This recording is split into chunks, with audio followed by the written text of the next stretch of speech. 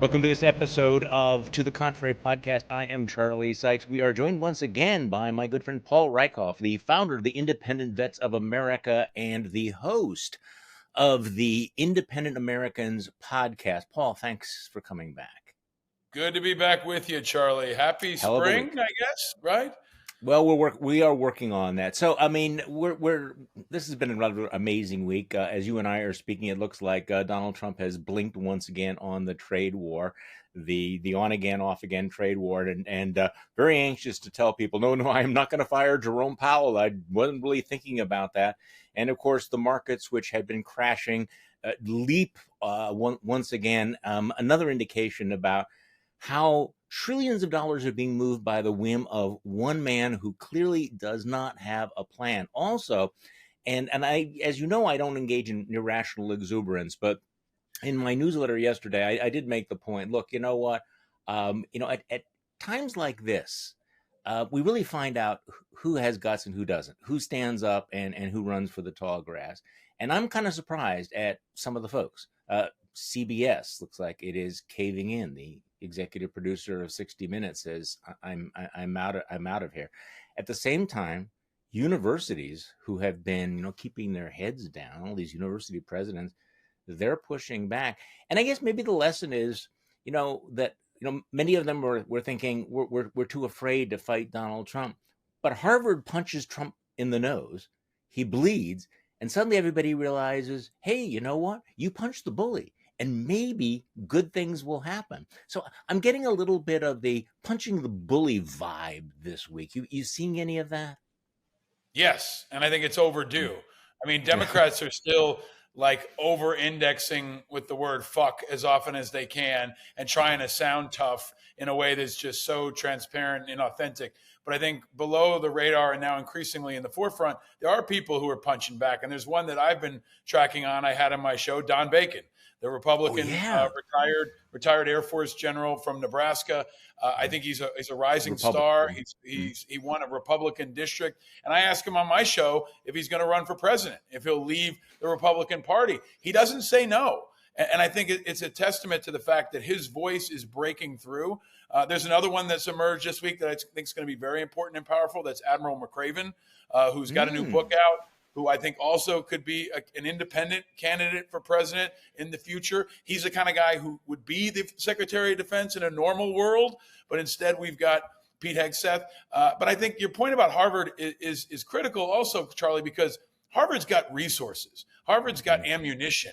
Harvard's got real talent. I mean, they can pick apart Harvard however they want, but that's where presidents and leaders of the CIA and the military and every other organization in America come from, and they've got a ridiculous endowment. So if you're going to take on the president, Harvard's pretty well positioned to actually do that in terms of talent and resources. And maybe this is setting a new pace as we go into what is sure to be a hot and insane summer.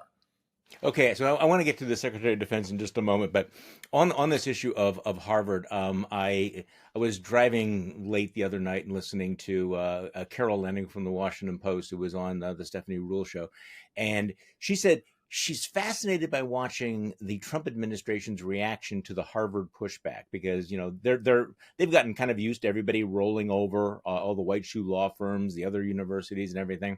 And they screwed up over the weekend. It seems that the Trump administration sent them this,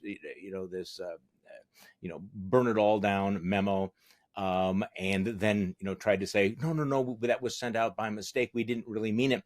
Harvard basically saying, fuck you, we're going public with this. We're pushing back on you. And what Carol Leonnig said was that the Trump administration's behavior since then has been very interesting. Rather than escalate, well, they have escalated, but their immediate reaction was, she said, and this dates everybody, star 68, please call me back. We didn't really mean to send all that. So it's an interesting straw in the wind. But let's talk about Pete Hegseth. And you mentioned Don Bacon. And Don Bacon, who is the one Republican in Congress who is saying this is ridiculous, this is absurd, the guy's an amateur, he should resign. He brings a certain amount of clout to this as a retired Air Force general. But as far as I know, as you and I are speaking right now, Don Bacon is the only Republican in Congress to be talking about this. I mean, this has been a story of the year, right? How Congress has basically turned itself into potted plants. So it does not look like they'll push back. But let's talk about Pete Hegseth. You know a lot of these guys, so let's just dive into this. I mean, how toxic and bizarre is what's happening in the Pentagon now? We can talk about the signal chats, which I think are in and of themselves disqualifying. But the chaos, the finger pointing, the backbiting, I mean, I don't know that anybody's ever seen anything like this. You watch it more closely. Your take.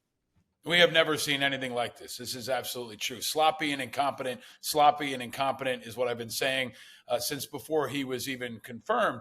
And chaos is the result of that. But I want to go back to something if I can. Yeah. They're also full of shit, Charlie. And that's what's starting to come apart here, too, because as they attack Harvard, Harvard's also the place where Tom Cotton came from, right? Pete Hegseth can rail against the Ivies. He went to Princeton. Okay. He played basketball at Princeton. So I think there's a part of this that was about the look and the feel and the casting. Performative. And now America's starting to realize that they don't actually like it. And that's true with Kristi Noem standing in front of prison cells, which is like 2025 Abu Ghraib all over again. Yeah. They don't like Pete Hegseth with his tough talk and his sloppiness. And they don't like Kash Patel not being at the FBI and handling the ATF and instead hobnobbing with Dana White at UFC fights. So I think authenticity is really, really important, especially right now in American politics. And it's something that they won on, but a lot of it was fake authenticity. And there's no place that pulls apart bullshit faster than our national security world, our enemies, and the Pentagon.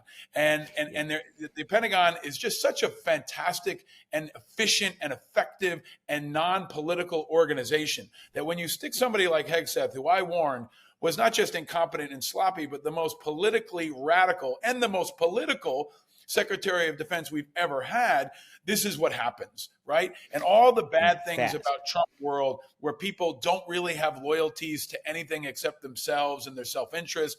They're not experienced. They don't know how to work in bureaucracies.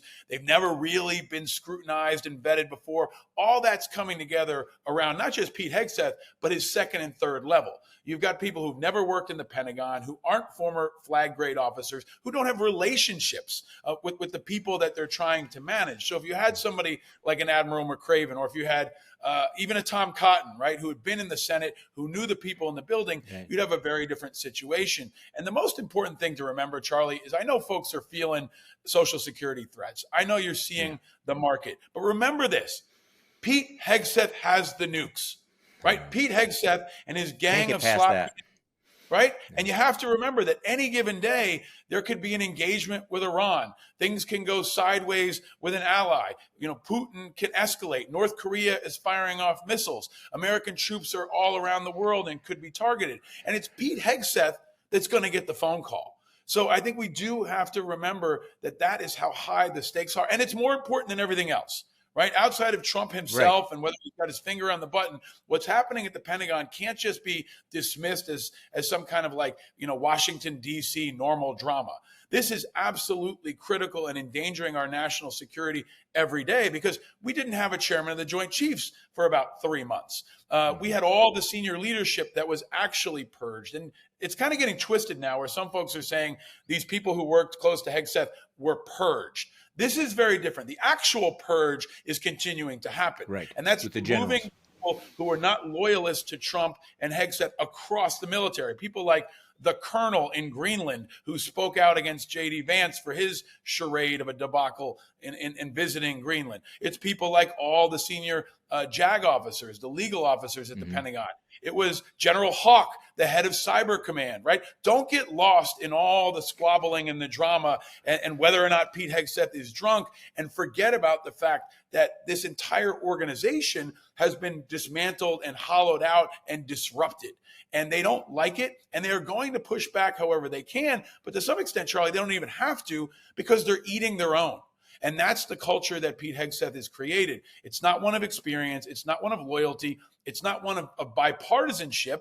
And this is the result of all of that. So the question becomes, at what point is it too painful for Donald Trump and for our country where he makes a move? And I don't know if he's going to, because Pete Hegseth, as I told you last time, was his big first shot.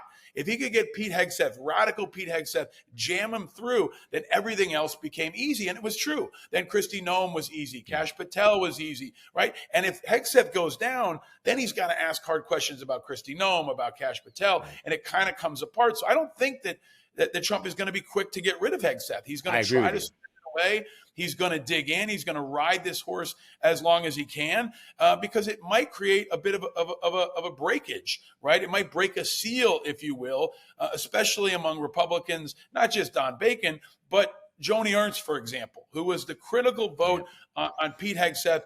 Where is Joni Ernst now? What does she think of this mess that she could have stopped? Tom Tillis, right? They have to be held accountable, and that's where we are right now, Charlie. What's interesting is I was listening to some commentary about why more Republicans are not speaking out about Pete Hegseth, because as you point out, in a normal rational world, Pete Hegseth would be gone. I mean, for one reason or another, he would never be there to begin with. Right, we would never. Yeah, exactly. We don't live in that environment, and it really comes down to Donald Trump. It's people saying, what should we look for? What pressure points? No, when Donald Trump decides that he's a liability or an embarrassment, that's when he goes, but not before that. But what I thought was interesting was one of the reasons that was given for Republicans not speaking up, like Don Bacon, has done in saying that Hegseth has got to go, is they worry that whoever replaces him might actually be worse. Now get your head around that. I don't think that's true, Charlie. I think that's an important one to hold on, right? Let's look for precedent with Trump, right?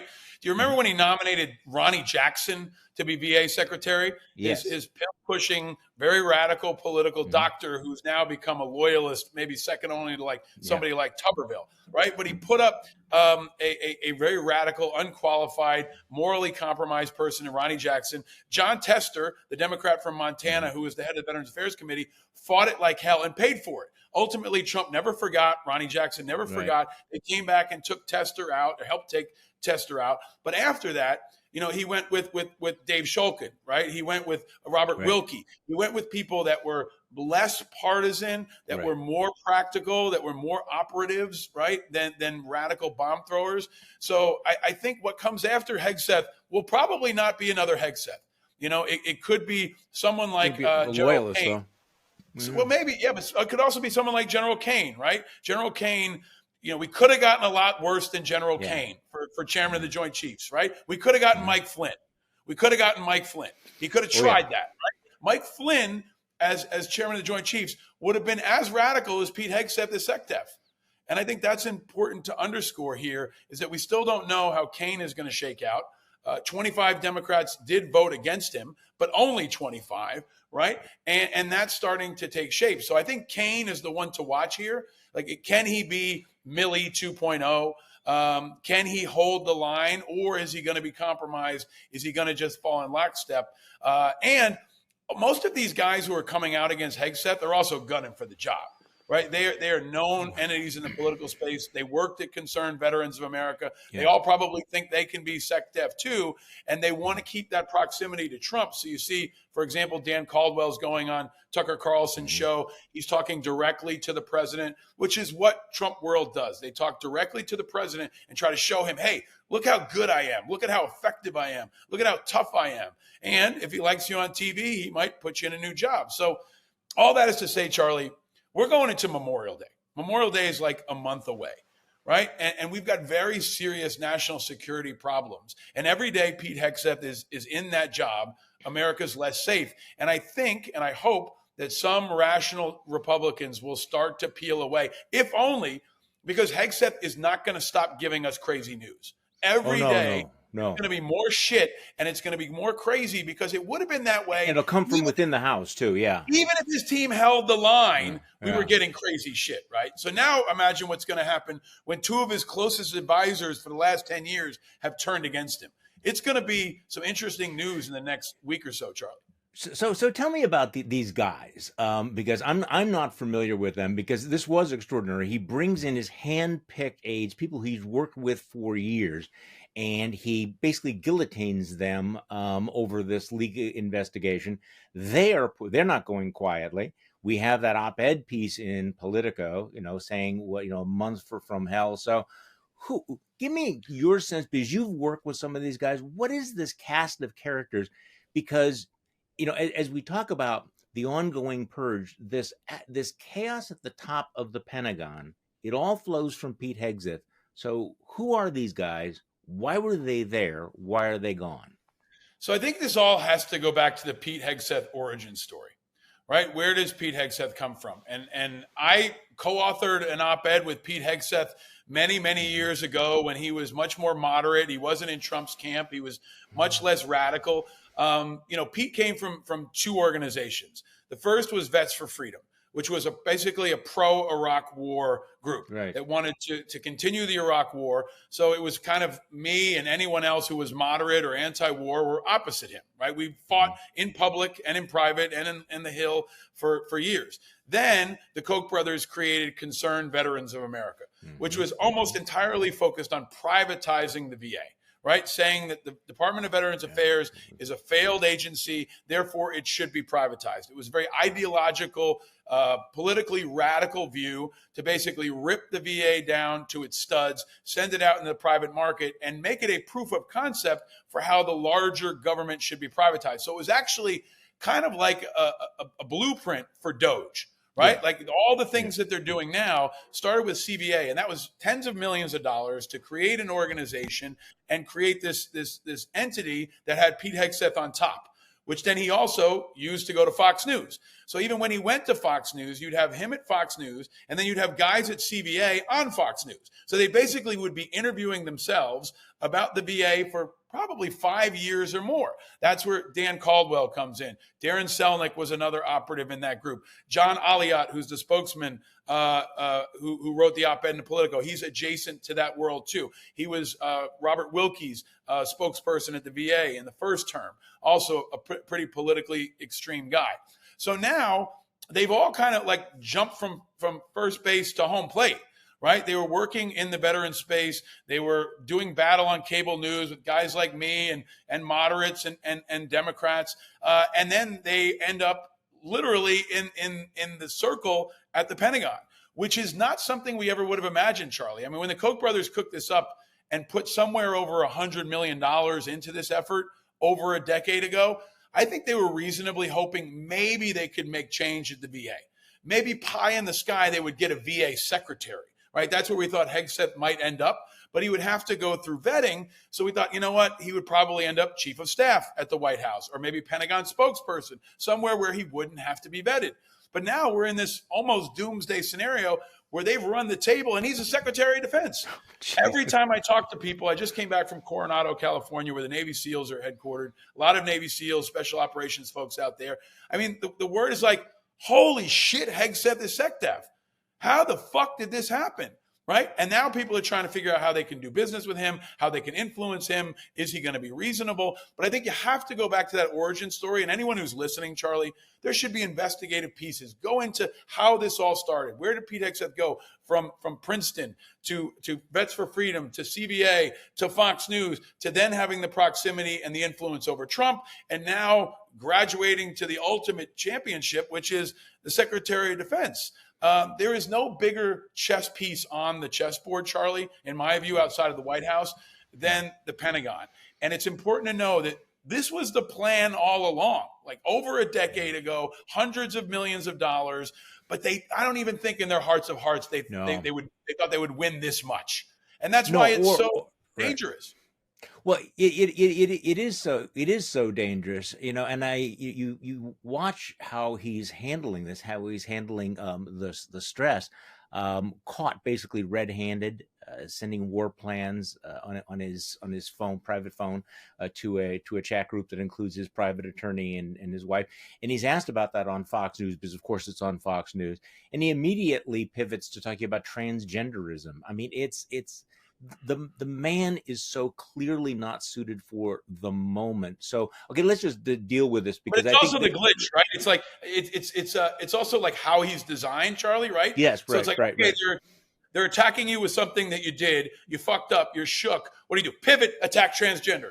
Pivot, attack DEI. Yeah. It's literally like how he was built in the CVA lab, and refined over Fox to keep calling that play. And that's why he kind of looks almost like a robot having a malfunction, right? I know. Yeah, it's like yeah. he goes directly back to it because that's the limit to his bandwidth. And also really important around the signal chat issue, Charlie.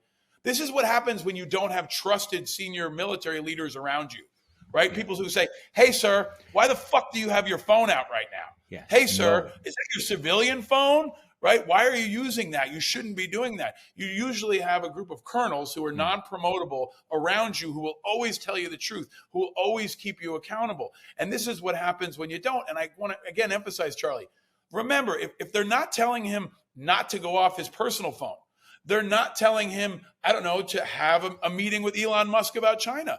They're not telling him not to take a strike or to go around a policy or to commit a war crime or to engage an enemy target. It can be so much worse than just spilling operational security secrets on Signal. And I think we're going to find out in the next couple of days, it's probably been worse.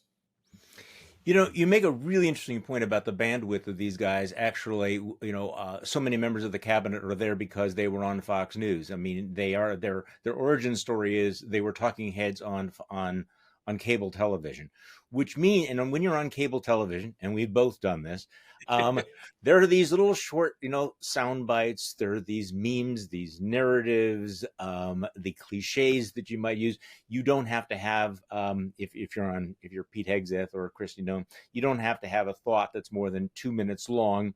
And what you're seeing is that's what you get from the Secretary of Defense. He's still a talking head on Fox News who knows which buttons to push. Doesn't know. I mean, hopefully it's not a nuclear button, but he knows which issues are. I mean, you can see the talk show host going through his head. What do I want to talk about? I got to go back to my talking points about DEI and trans when people are going, wait, did you actually text information about a bombing run in Yemen to your wife? So this is there's also another piece, Charlie, that is maybe most important, right? One of my mentors was the great Les Gelb, who was the head of the Council on Foreign Relations. Yeah. And he used to say to me, most people can't do strategy.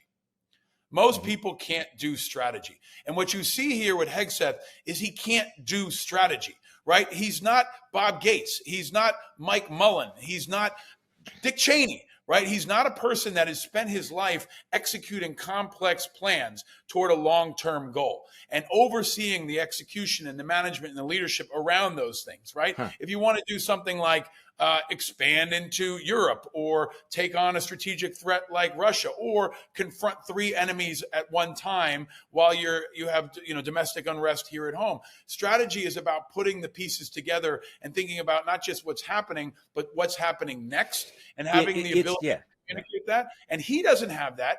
Nome doesn't have it. Kash Patel doesn't have it. But there is a broader strategy, and Bannon and others who have this strategy to take over the government, to rip down the studs. And this is where I'm going to challenge a lot of the liberals that I see on MSNBC. Mm-hmm. It's not about the tax cuts. People keep saying, oh, it's just about tax cuts. That is too dismissive. It is too small. It is not about tax cuts. It's about taking over America. And it's about using that as a lever to take over the world. Okay, it's not just about the tax cuts. The tax cuts are just part of the strategy to ensure you get the support from the people who are impacted by the tax. Yeah, they're more like they're more like tactics. Yeah. No, I completely agree with you. That's kind of like the atmospherics. Republicans cut taxes. They have always done that.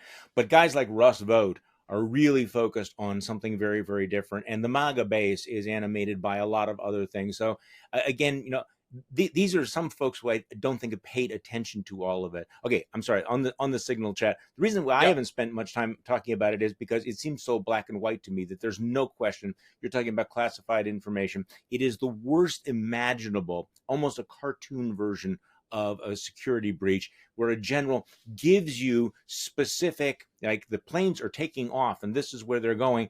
And this chode turns around, cuts and pastes this, and sends it to his friends and family, and he said, "Well, no, I didn't do anything." It's like, no, come on, no officer at any level of the Defense Department would be able to do something like this and have their career survive. None, right? I mean, this is not a hard question, right? I mean, I'm not. I Correct. mean, But I think it's important to not echo their language in the way you challenge it.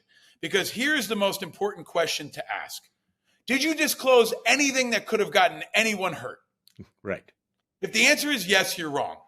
Yeah. Whether it's a war plan or it's classified or its degree of classification, everybody learns at the most basic level of the military, loose lips sink ships. Don't put anything in your letter home to mom or your email to your girlfriend that could potentially get someone hurt and killed. Yeah. And if Pete Hegseth had to answer the question, is anything that you disclosed something that could potentially hurt or kill someone? The answer is obvious. That's why that's the question that needs to continue to get hit on him, on Trump, on anyone else who wants to try to blur the lines and play a rhetorical game or categorizing the language. This is very fucking basic. Very, very basic. And you got to challenge basic. him on that part. Yeah. I mean, I sort of remember the historical cliche from World War II that like the worst thing that you would do would be to write the letter home to mom saying, I'm on a troop ship that is leaving Brooklyn on May 1st at 10 o'clock in the morning. No. You do not ever say when the ship is leaving. And here you have Pete Hegseth, on his phone going, the bombers are taking off at this time. Like, no, this is almost, it is class. Okay, so you've touched on And this important to couple of know, times. Charlie, I've saw McCraven and other people have been really good on this in the last couple of days. I'm going to encourage everyone to listen to everything McCraven says. Listen, if Mike Mullen starts to speak out, listen to him. Listen to these people who deal in this world and also have an ability to articulate it very effectively, very clearly. Somebody like Admiral McCraven, Mike Mullen, they're used to going on Meet the Press, but also explaining it to a 19-year-old private. And that's a really, really unique talent, but it's important right now. And it's important to emphasize the Chinese have it too. And the Russians have it too. And imagine what else they have on Pete Hegseth and any other number of people around him that were also exposed by him. Because I've emphasized this before, Charlie. Every single member of the cabinet that was on that signal chain is wrong. They were wrong for even being on it. And there were no active duty military people on there. Because if there were, they would have said, hey, everybody, why the fuck are we on here? Let's get off here. So it's a culture of sloppiness, but it's also a culture of vulnerability, and it's bigger than them. So be careful about rooting for them to go down, because when they go down, our security secrets go down, and our entire country is less safe. No, and it's important for these the generals and the admirals to speak out, because the people who are serving in the military cannot do so, right? They need to be the voice of the people who are, like you were, talking to, or going, how the hell can Pete Hegseth be the Secretary of Defense? So what is the mood? What are people within the military who know they can't push back politically against any of this? How are they reacting to this? How are they? Because before the election, I think there was a sense that a lot of people in the veterans community, in the military, thought that Trump would be their guy, that he would have their back. Obviously, that's not true. But what is the reaction in the rank and file, and I also mean in the officer corps, to the purges and to the insanity? What do you hear? Most people in the military are professionals who want to serve, and they don't want to get involved in politics. Right now, there's always going to be a percentage of the military that's just like America. Like most of the military is like America. You're going to have people who watch Fox News and love Donald Trump. You're going to have people who watch MSNBC and love, Rachel Maddow and Hillary Clinton. That's a part of our society. But they understand when they cross that line and go into the military, a level of professionalism is expected. And I think what I see most of all is that they feel like they are spending so much time focusing on internal shit that they can't focus on the actual job, which is the external shit. Meaning there's a war happening in the Pentagon, so we're not focused on the real wars, right? And there's a feeling of uncertainty, of unsettling. People want just like in the markets, Charlie, right? They want predictability, they want stability, they want clarity, they want strong leadership they can trust. And I bet you half the Pentagon is thinking maybe Hegseth won't make it through the week. So imagine how your job would be if you don't know if the boss is going to make it through the week. That level of tumult and instability is maybe what's most important to focus on, because the Secretary of Defense has to provide stability and strength and clarity and comfort to some extent that I'm going to take care of the politics. You guys focus on the war fighting. You focus on the national security piece, and I'll deal with the senators. I'll go testify. You guys go deploy around the world, train, and be ready to kill bad guys. So when those two worlds collide, I think it is most dangerous to our national security. And it's something we've never seen in the history of the all-volunteer military, Charlie. In Trump's first term, I warned, he was politicizing the military in a way that was opportunistic for him, effective politically, but terribly damaging, not just to our national security, but to our democracy, right? He's hurting the public image of the military. He's hurting recruiting. He's hurting retention. It's not a safe place to be anymore. Right. And that's what's most damaging. And that's what has our enemies celebrating the most. So the mood is unstable. It's concerning. There's some folks who are, hey, I'm just going to do my job, keep my head down. But there are a lot of them who don't know if he's coming for them, especially if you're a woman, that's right. if you're a person of color, if you worked on anything in HR, if you did anything around diversity, which is almost everybody, because it's the most diverse organization on the planet. So I think whatever they do next, the number one thing we need is stability. And I hope that Trump, somewhere in there, whether it's his own political preservation or because he wants to prioritize it, he will find a way to create some kind of stability, because that's what we need most. Boy, I think that's the least. I think stability is the least likely scenario because, among the things that are still out there, Donald Trump is itching to invoke the Insurrection Act. I mean, he's got a deadline. He's got to decide whether to invoke the Insurrection Act on the border. Not clear that he's going to do that. Things have calmed down there. But one of the reasons why he has these loyalists like Pete Hegseth in place is because he doesn't want anyone to say no. If he does invoke the Insurrection Act, which he wants to do, if he wants to invade Greenland, he does not want some general saying, Mr. President, we cannot invade Greenland. So, I don't think that stability in any part of the government is on the bingo card for Trump. He likes the chaos. He likes the fear. I think that's right. But I will also say this: Trump is on strategy. Trump had a strategy. Trump had a timeline. Trump had goals, and if anything, he's ahead of schedule, right? And what's fucking it up is Hegseth right now, right? Hegseth is fucking it up. Hegseth got through first. Things were looking good. We got rid of the chairman with Joint Chiefs. We got rid of all the officers. Things were kind of flying. But right now, Hegseth is fucking up their momentum. And he's fucking up what had been the most successful part of their strategy so far. And as I've continued to emphasize, everything they do at the Pentagon and Department of Defense is the model for everywhere else, right? They're going to ban books at the Pentagon first. They're going to remove trans people at the Pentagon first. They're going to remove abortion access at the Pentagon first. They're going to try to tackle migrants with the Pentagon first. They're going to rip through the contracts and the budgets and find ways to profit at the Pentagon first. So when your lead element is getting sidetracked, it cascades across this. But I want everyone to understand, even with these fuck-ups, Trump is ahead of schedule on the Pentagon. He is. And he's doing well by his standards. And don't dismiss that. Don't underestimate it. And keep in mind that he can do things like tonight, he could drop bombs on Iran. He could do things like deploy more active duty to the border where they now have arrest authority because he's taken 60 yards or so of land on the border in 3 states where they can now make an exception to the prohibition of active duty troops detaining someone. So now there's a small strip of land on the border where active duty troops can detain migrants. That's a step forward. The Insurrection Act, I think, is not focused on enough, because what it means is he can deploy U.S. troops on U.S. soil, right? That's the most important thing to understand. Wants to do that. And he can do it for whatever reason he wants, right? It can be because he wants to protect Tesla dealerships. It can be because he says that there's a migrant threat. It can be because he can say that these protests happening every week are filled with Antifa, right? And that's why the Insurrection Act is so important. He got a recommendation back from the Pentagon on how they would execute it on April 20th, 3 days ago. Thankfully, Noam and Hegseth reportedly did not recommend he invoke it now, but he does now have the plan. He has the plan on his desk, and he has the ability to try it any day now.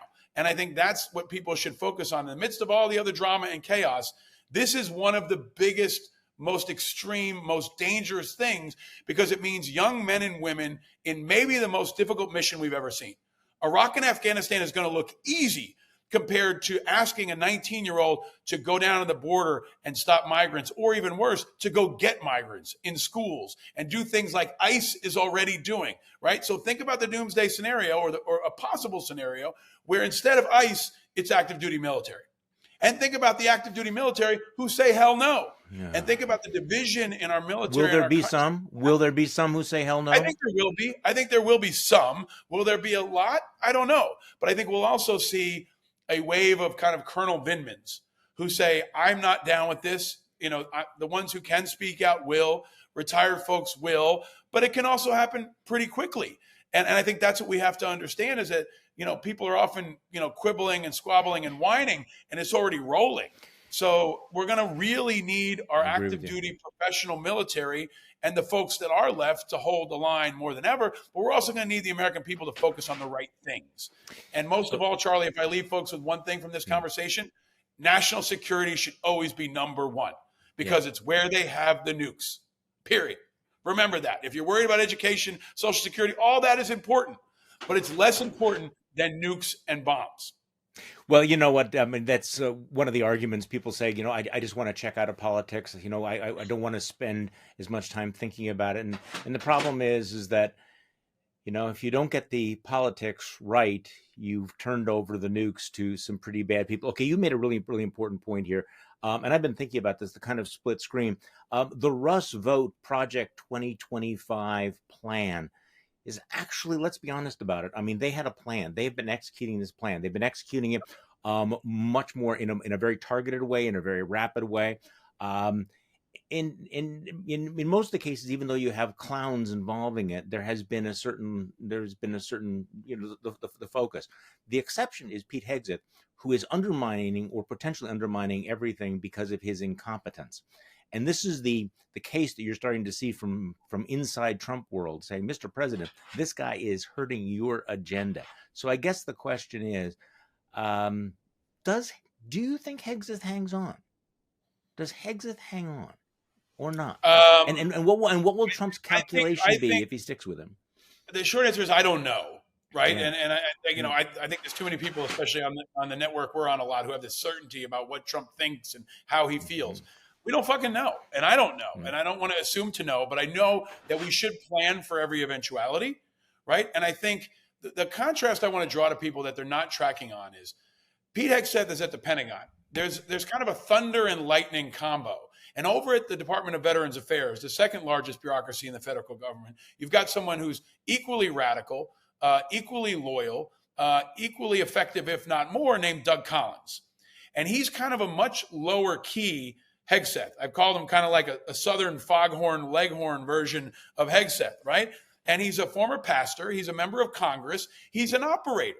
And he is slowly and methodically, much less fancifully, winning. Okay. And you've got this contrast. So, if I'm Trump, like, let's turn the table. Let's be Trump for a second. I'm looking for somebody like Doug Collins. I'm looking for, maybe it's Tom Cotton, maybe it's someone else who can come in and add stability, give some degree of comfort to the people who just want anything other than Hegseth, and then get this back on track. So I think from a practical standpoint, if I'm Trump, I'm dropping Hegseth now because it's only going to get worse.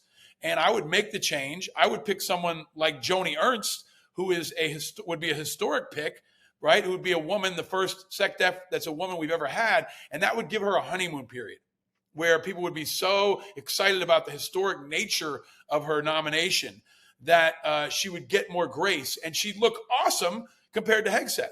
So that's a switcheroo they can do here is after Hegseth, everything looks good. So if I'm Trump, I drop Hegseth as soon as possible, stop the pain, put somebody else in there and get things back on track. I agree with you to an extent.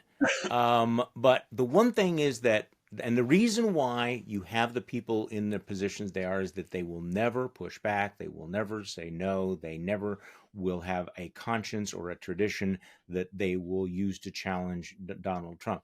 Now, a Tom Cotton, a Joni Ernst, and by the way, I'm not carrying water for them. Unlike a Pete Hegseth, I mean, these people have a little bit of substance. They have some tradition. There are certain lines they won't cross. But so did Rubio, and he's just folding, right? Like Rubio is. Well, that's true. Right?